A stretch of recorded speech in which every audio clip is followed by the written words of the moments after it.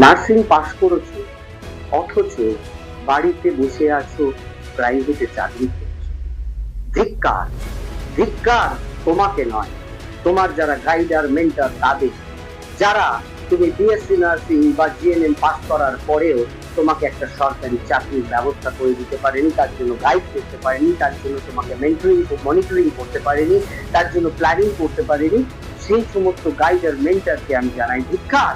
কারণ আজকে শয়ে শয়ে ভ্যাকেন্সি তুমি যদি আমাদের হোয়াটসঅ্যাপ যে ইউটিউবে দেওয়া নাম্বারটা আছে ওখানে যদি পিন করো, আমরা সেভ করে নিলে তুমি পাবে। প্রতিদিন আমরা শয়ে শয়ে ভ্যাকেন্সি আপলোড করছি সারা ভারতবর্ষ জুড়ে।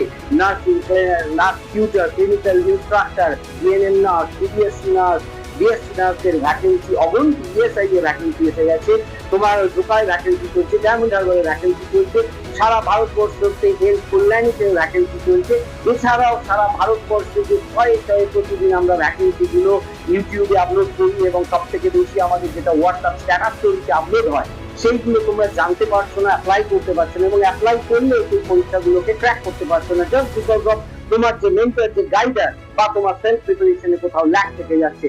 তোমার গন্তব্যটা ওই প্রাইভেট কলেজের 15-20 হাজার টাকার চাকরি নয়, তোমার গন্তব্য সরকারি চাকরি, এবং সেটাও 90 থেকে 1 লাখ টাকা বেতনে, মিনিমাম 80 হাজার টাকা বেতন তো হওয়া উচিত। কিন্তু সেটা হচ্ছে না, শুধুমাত্র তোমার কোথাও একটা লাইন ফাইন টিউনিং করা বা একটা ম্যাচিং করা বা একটা স্লাইডলি তোমার পুশ আপ করাটা কোথাও অগোছালো থেকে যাচ্ছে। একটা সামান্য ছোট্ট ল্যাকের জন্য কিন্তু তোমার হাত থেকে এসেও বারবার ডাব্লিউবিএইচআরবি, সিবিটি হোক, আরআরবি স্টাফ নার্সিং হোক, নরসেট হোক, বা আদার স্টাফ নার্স হোক, ক্লিনিক্যাল নার্সিং ইনস্ট্রাক্টর হোক, যে কোনো সরকারি চাকরি নার্স হওয়ার পর, যেটা তুমি বিএসসি, পিবিএসসি বা জিএনএম করার পর যেখান থেকে পারো করেছো, ব্যাঙ্গালোর থেকে বা প্রাইভেট থেকে, সরকারি চাকরি পাওয়াটা কিন্তু তোমার ভবিতব্য নয়, এটা তোমার জন্য সার্টেন ডেস্টিনি হওয়া উচিত ছিল। কিন্তু তোমার মেন্টার গাইডার বা তোমার নিজস্ব প্রিপারেশনের কোথাও গাফিলতি রয়েছে, যার জন্য তোমরা অর্ধেক ভ্যাকেন্সি জানতে পারছো না, অর্ধেক ভ্যাকেন্সির জন্য অ্যাপ্লাই করেও তোমরা নিজেকে রেডি করতে পারছো না প্রপার ওয়েতে।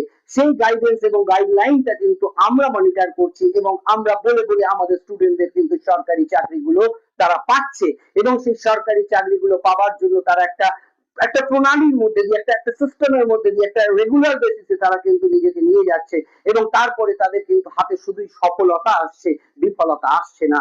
তোমরাও যারা সফল হতে চাও, যারা সিরিয়াসলি ভাবো যে 80-90 হাজার টাকার চাকরি তোমাদের ভবিষ্যৎ, সরকারি চাকরিটা তোমাদের ভবিষ্যৎ, তারাও আমাদের এই সিস্টেমের মধ্যে এসে নিজেকে একবার যোগ দাও, জয়েন করো। দেখবে দিনের শেষে কিন্তু তুমিও বাকিদের মতন সেন্ট্রাল গভর্নমেন্ট বা স্টেট গভর্নমেন্টের একটা ভালো বেতনের 80-90 হাজার টাকার চাকরি করবে। বেসরকারি চাকরি তোমার